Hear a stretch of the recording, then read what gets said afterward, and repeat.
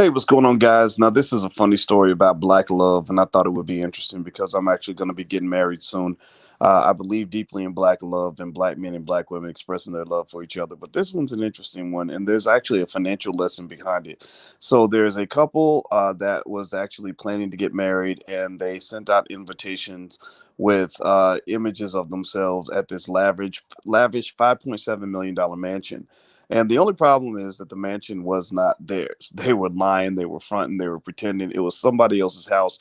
And I'm going to talk about this, and I'm also going to talk about the reason why I'm talking about this story, not to make fun of people, but to really talk about the high cost of fronting, the high cost of pretending, the high cost of trying to impress people who really don't even matter. So we're going to talk about that on the Black Financial Channel. So buckle up your seatbelt, hit the thumbs up button, share, subscribe. We're going to get started right now.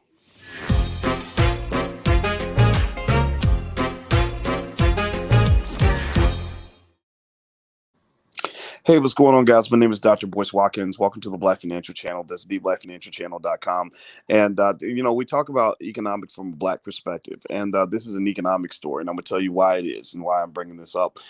So there's this couple, and they black, and Shenita Jones and Courtney Wilson. And according to the UK Daily Mail, Shenita Jones and Courtney Wilson plan to tie the knot at a $5.7 million estate with 7.2 acres of sprawling land in Southwest Ranches, Florida. It is owned by Nathan Finkel, an heir to the IHOP restaurant franchise empire. Wilson had pretended to be a prospective buyer to visit the home leading up to the big day. The couple shared a detailed wedding website, inviting their guests to join them for a lavish ceremony at what they described as, quote, our dream home and estate. They also invited their guests to return to, quote unquote, our home, which they dubbed, quote, the Wilson estate. So this couple literally took a mansion, according to the story. Now, again, maybe there's facts I don't know about. According to this story, they literally found a mansion that belonged to, I guess, some random white dude and renamed it the Wilson estate and put that on their wedding invitation and invited their friends to join them for their happy day at their estate. I don't know about you. I think this is insane. This is crazy. And I'm gonna tell you in a minute why I'm talking about this. I'm not here to make fun of anybody. Clearly, they might need some help psychologically, but we'll talk about that too. So it says Finkel, the real owner of the estate, he knew nothing of their plan until Wilson showed up on the morning of the big day on April 17th and bumped into the real owner. A 911 call revealed a baffled Finkel saying that people were trespassing on his property, and they told him that it was God's message that they should be wed at his house. They invited their guests to return to, quote unquote, our home, which they called the Wilson estate, the next day for brunch around our resort style pool. So not only did this couple invite people to this house that did not belong to them and say, this is where our wedding's going to be, but they actually invited them in for the next day to come back for brunch. And I saw the invitation. It was really fascinating to see just what they did and how brash this was. I think it's obviously kind of crazy. This will get you locked up. Obviously don't try this at home. But what this made me think about this story is it made me really think about, anybody remember that old song? Anybody remember MC Breed and that song? There ain't no future in the frontin'. Anybody remember that? Ain't no future in the frontin'. Maybe some of y'all old enough to know what it means when somebody says, "Oh, you just frontin'," right? And what that and fronting, to me, fronting meant basically pretending to be something that you're not, trying to be trying to be this, trying to impress people by lying about what you have and what you are, when who you are is good enough, right? So I would say to this couple, obviously, and to anybody who's watching this and kind of laughing about it, I think the lesson obviously from this is ain't no future in the front. But this also makes me think about other things. I saw that Alicia Alicia's real big on relationships. My fiance that I'm gonna marry this year, and no, we're not gonna lie about where we live. uh the she watches this show called Married at First Sight. There's another show that's coming on Netflix called Marriage or Mortgage. And what it basically does is it puts couples in this position where they get a choice between having a big, expensive, lavish wedding or putting their money toward a mortgage, toward a house. And I thought about that and I said, that's a real interesting concept, because for some reason we really believe that when you get married, you're supposed to spend insane amounts of money that you don't have. You're supposed to go super deep in debt, and it becomes kind of ridiculous. It becomes, one of those big wealth drainers. It's like the same way you got a whole lot of people with a ton of student loans but no college degree. Well, you got people that are divorced and are still paying for the wedding. You done got a divorce and you still paying for the wedding day. And what's interesting to me is that I'm gonna tell you like this. I'm gonna just tell you all the truth. This is something I just want you. This is Uncle Boyce financial advice. Give me a yes if it's okay if I throw in mix a little Uncle Boyce with some Doctor Boyce and give you some advice when it comes to money. Because you guys know I'm an expert on money. I'm also an expert on life. And as in my OG status, by the power invested in me from the Black community, I am going to drop just a perspective on you that I hope you will consider. Like that song, Ain't No Future in the Front. And the reality is that even when you get money, please, please, please don't drain yourself financially trying to impress other people. This is doubly true if you ain't got no money. If you ain't got no money, then shit, what the hell are you doing? Like, seriously, if you ain't got no money, what is it about pretending to live in this big house or have this nice car that makes you somehow feel like you're more worthy because you have these material possessions than you were before? The things that measure your quality as a person in the eyes of good people anyway, is what kind of human being are you? Are you helpful to others? Are you seeking knowledge in your life? Are you trying to just be a good person? Are you trying to do better? Are you trying to improve? And are you a person who, shows up for their friends? Are you a quality person?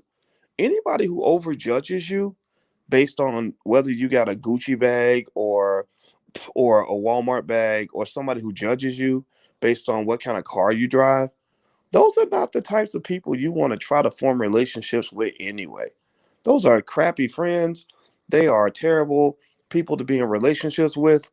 They are people who have never learned anything about what it means to be a deep and relevant human being, to the point that they feel that having the Gucci bag and the nice car is a requirement for them to be a worthy person.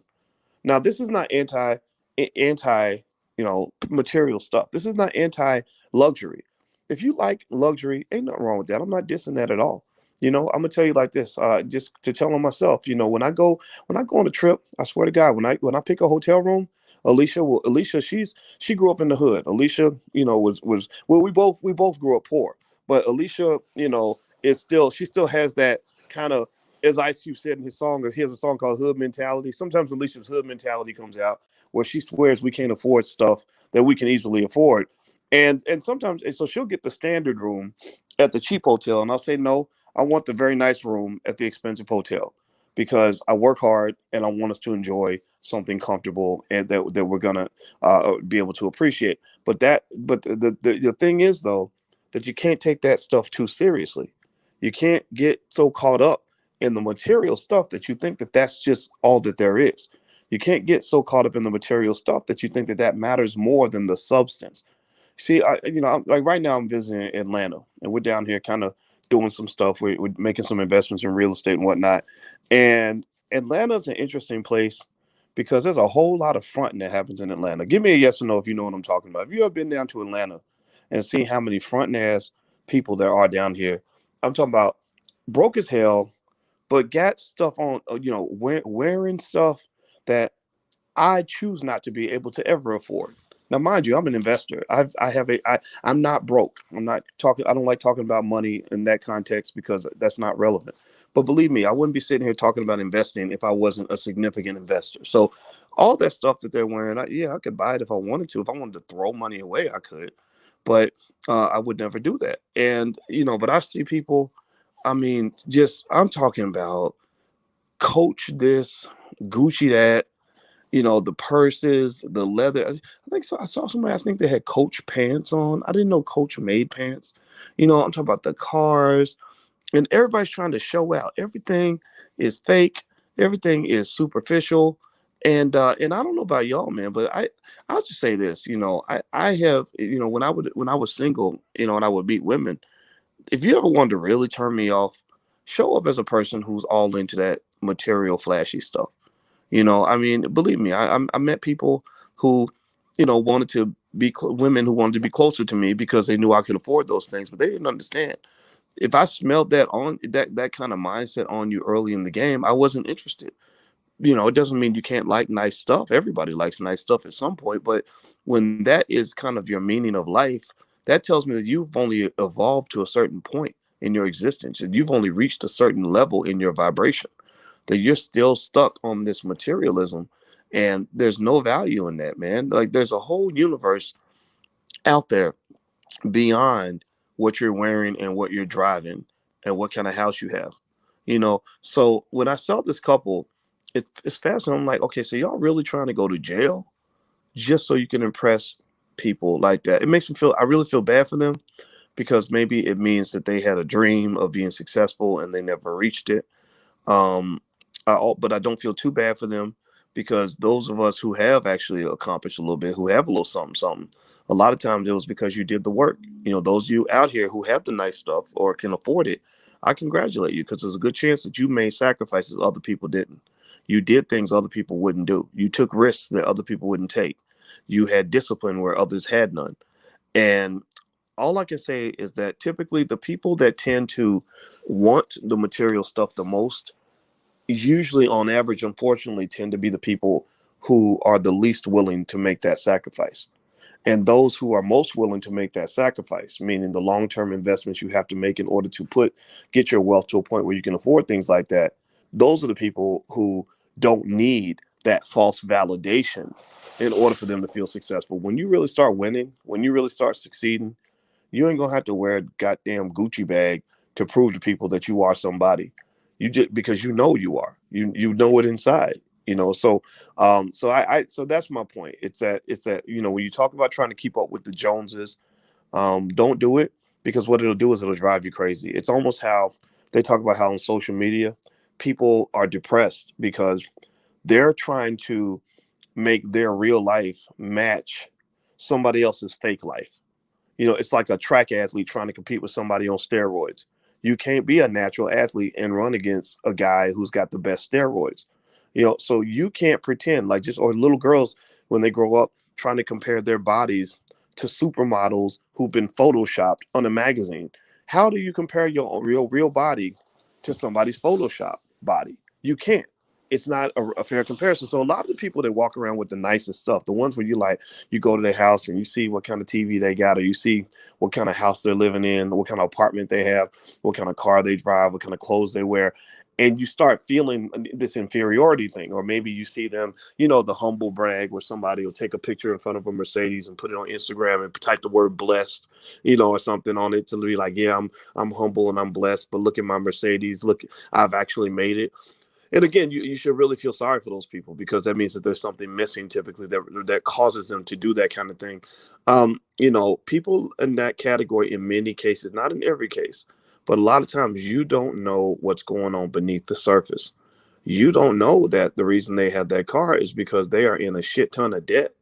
You don't know that the reason that they have, all the Gucci this and the Coach that, is either, sometimes it's fake. I mean, if it's fake, then I don't care about that. I mean, fake stuff don't cost that much money, but they bought it real and genuine. I think that typically, unfortunately, if somebody who's really caught up in that, really caught up in showing that off, is typically somebody where there's a void in their soul that they're trying to fill, and it won't work. Material things will never fill the void in your soul. So find yourself. That's really important. Or they have spent all their money. I mean, think about this. I mean, you got to feel sorry for somebody who really feels like they need to spend $800,000 on a bag. I do. I feel bad. I'm thinking, wow, that $800, like that, you could really make a move with that. Like, you could really, especially if you haven't done what you need to do. And so here's what I think. If you want to know my position on material items, which is a great way to go broke. That flashiness is kind of sad, because in Atlanta, a lot of the most flashy people are the ones who have the least amount of money. But when you talk about the flashy stuff or the nice stuff, my position on it is like this. It's like eating food. After you have your vegetables, it's okay to eat a piece of chocolate cake. So it's okay for you to get that fancy Mercedes or that Coach bag or whatever, as long as you have made sure that you put your money in your stock portfolio that week. It's okay for you to get, that extra expensive watch after you have put that money aside for real estate.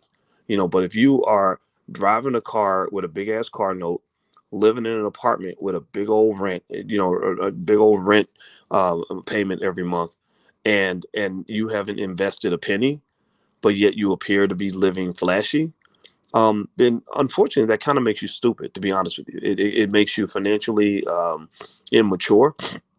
And I use that term very deliberately.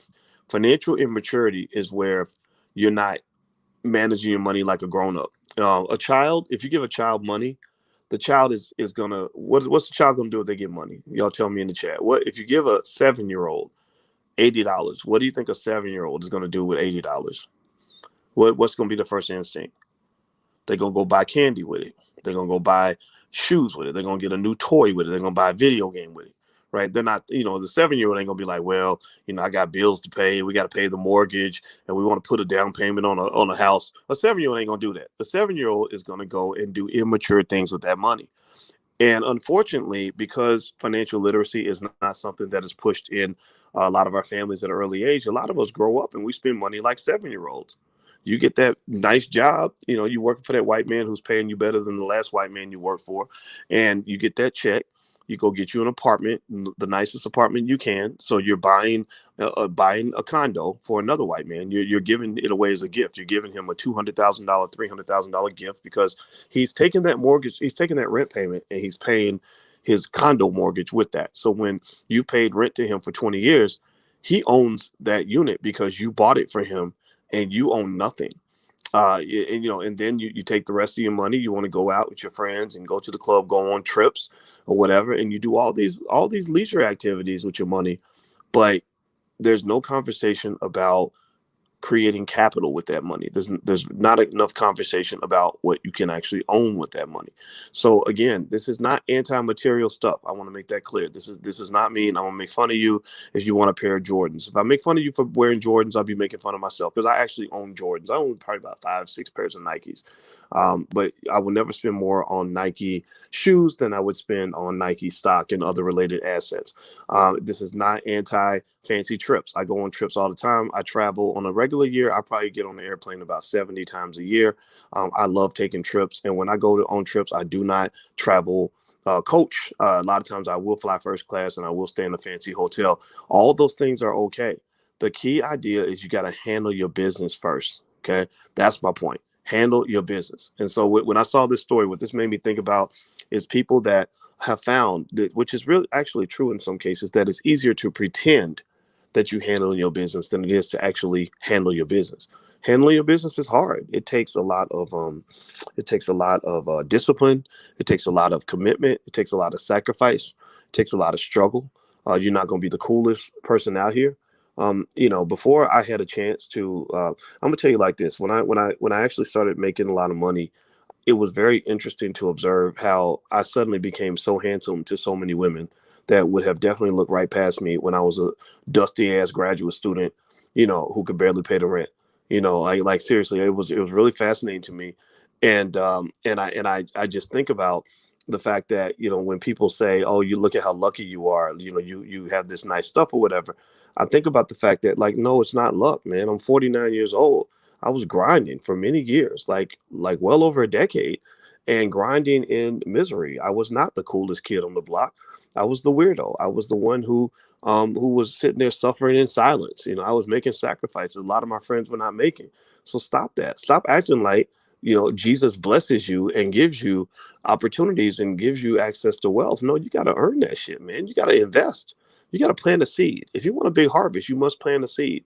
And we live in this microwave world where everybody want to harvest, but nobody wants to plant a seed. Because planting seeds is not flashy, it's boring. Planting seeds is not that's not what hip hop culture is gonna promote. Hip hop culture promotes the flashiness. If you listen to a lot of rapper songs, even the good ones, and I'm not dissing or anything like that, because some of these rappers are really good, but listen to it. Listen to the lyrics. Within the first 60 seconds, they will usually talk about usually at least three different things. One is it'll be something about a weapon or bragging about killing somebody. The second will be about the women that you have. I got like 2 women, or I just had sex with a girl before I made this video, or whatever. And the third one will be something about material items. Like I'm driving with the top down. I got my car is a blah blah blah, right? And I think that it's interesting because what it does is it creates for a lot of these young people this idea that some of this stuff is going to just come to you overnight. And I don't want to sound like boring old man who says, no, son, you got to sacrifice for a long time. But I am a guy who says, man, this stuff don't they don't hand you this. Like you can't get it. Like if you want to get more, you're gonna have to give more. If you want to get greater rewards, you're gonna have to have the greatest sacrifice. And a lot of people look at people like everything, they talk about equality. Equality is bullshit, man. Your life, we do not have equality in our outcomes because we do not have equality in our efforts. You can't have equal outputs if you have unequal inputs. So some of y'all, I respect you so much because I see you I see you hustling, I see you sacrificing. Some of y'all are like the first members of your family to ever buy a share of stock. Like some of you are the first members of your family to start a business and getting all kinds of hell, no support, people laughing at you. You know, some of y'all are the first in your family to really dig into real estate and stuff like that. And I just want to encourage you because what'll happen is at some point you will be able to afford all that fancy stuff like that mansion that this couple allegedly had where they're pretending to, have all this stuff that they really don't have. Like you really will one day be able to buy all this stuff. And the difference is that you will be standing on a mountain of substance, not a mountain of flash. Everything about what you have will be real. It won't be fake. Like you'll actually own that shit. You won't be just pretending to be the owner. You won't just own. It won't just be the bank's property that you're getting a chance to use just because you got a loan. No, it'll be really yours. Like you'll be like, yeah, this is paid for. Yeah, this car. Yeah, I paid for that. Yeah, I'm rewarding myself. I'm staying in a 5-star hotel and I'm flying first class because I worked my ass off in order to get there. In fact, I just to be honest with you, like right now, I am staying in a very, very nice hotel room as I talk to you right now, and Alicia did not want to stay here because Alicia's cheap. I'm the person who says no. I bust my ass. We work our asses off. We sacrifice. We do our best to be disciplined. Let's spoil ourselves. So I want to encourage you also to understand that too. If you come in here and you listen to me talk to you about money and wealth and all that, I want to encourage you to have balance. Figure out who you are, figure out what you love, and don't be ashamed of that. Like if you like Gucci purses, then shit, go get you a Gucci purse. Just handle your business first. So can we come to an agreement on that? To everybody type handle your business in the chat so we know the message that comes from this video. You guys know how I am. I don't like to just talk about a story and gossip about somebody's life. I say, okay, how can we all become better people because we had this conversation? And I would say that the number one lesson or the moral or whatever you want to call it, message that I would like to share with you is handle your business. If you handle your business, then the world can be yours. You can have anything you want. And also you teach that to your kids and they're going to be in an even better position to have all this stuff because they're going to be the ones who actually start life off with a capital base. A lot of y'all came into the world with no capital base. You had no a capital base is a collection of assets that you have that you can lean on in tough times. A lot of y'all came into the world with no capital base. Nobody left you an inheritance. Nobody gave you any property. Nobody left you any stock. Nobody left you a business. They couldn't even give you opportunities. So because of your generation, the sacrifices you're making right now in this life, your children are going to come in with a capital base. And if they have a little bit of discipline to go with it, they're going to be able to really have these nice things and it won't be a thing. They'll be able to go to a hotel and spend $1,000 a night on a hotel room and it won't even set the budget back. It'll be a well-deserved break from the hard work they're putting in the family business. Right. So you should be very proud of this. Like I'm really proud of all of us because I feel like in this revolution, I really feel like that we are the leaders, like all of us right here in this space, like we are leading the black community. We are the real black leaders, not me. All of us, we're leading the black community because I don't believe rappers will be rapping about owning property and starting businesses and building wealth if it wasn't for us. I know Charlemagne the God started he started a nice platform where he's got the guys from Earn Your Leisure and he's brought in Dr. Claude Anderson. They're talking about solutions and everything else. I don't think all this would be happening if it wasn't for people like us. I think that those who really love our families, those who love the black community, those who want to see our people win, we are the ones who created that groundswell and the celebrities are copying off of us. I don't want to ever be mainstream. I don't need to be mainstream. We are the stream. They need to come over to us. We don't need to come over to them. And I'm telling you the truth. When I talk to you guys, whenever I speak to you guys about celebrities or famous people that are connected to what we're doing, I don't call those people. I don't reach out to those people and say, hey, bud, can you let me on your TV show? Can I get on your platform? No, they hear about what we're doing and they come over here because real does recognize real. You know, people may not like or agree with some of the things that we say on this platform, but they respect that shit. They respect it. They respect it all. They come they come in and they know that, look, you can be what you want to be, you can do what you want to do, but we're over here building and we're over here winning. And I don't think, and the reason that many of you don't may not fit in with what you're seeing maybe in mainstream media and stuff like that is because those poor people are oppressed. I don't think there's any oppressed black people in this chat. Like, how many of you feel oppressed every day? How many do you feel impressed or oppressed or empowered? How many type a word in the chat to describe how you feel when you get up as a strong black man, strong black woman? Do you feel oppressed or do you feel empowered? I don't feel oppressed.